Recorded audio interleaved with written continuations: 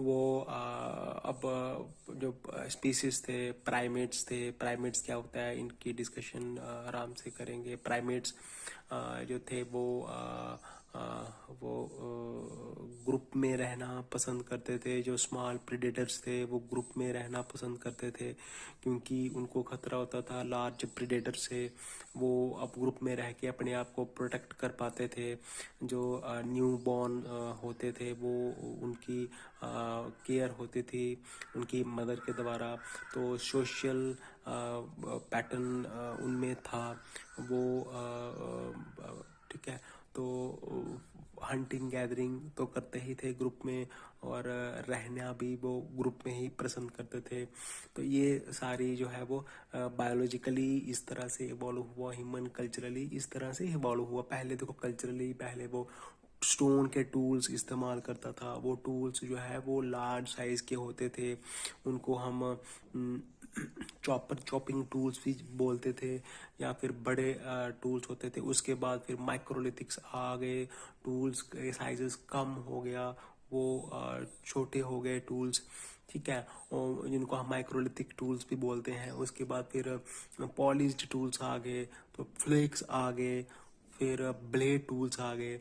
तो वो इन चीज़ों से एनिमल की हंटिंग करते थे। हैंड एक्सिस आ गए, फिर ये बोस एंड एरोस का इनमें डिस्कवरी हुई।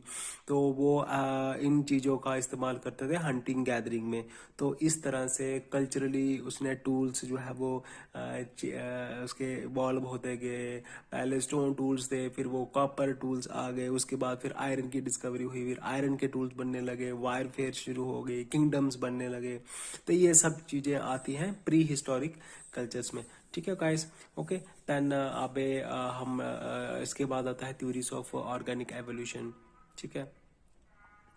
तो इस तरह से बायोलॉजिकली भी इवॉल्व हुआ ह्यूमन बीइंग, और कल्चरली भी इवॉल्व हुआ।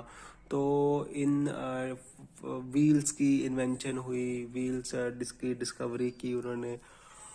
उसके बाद व्हील्स की डिस्कवरी की, देन उसके बाद फायर हुई। फायर की डिस्कवरी के बाद फिर वो बड़ी सारी उसमें वो पहले वो नोमैडिक था, है ना, फूड की सर्च में इधर one place to other place वो ट्रैवल करता था।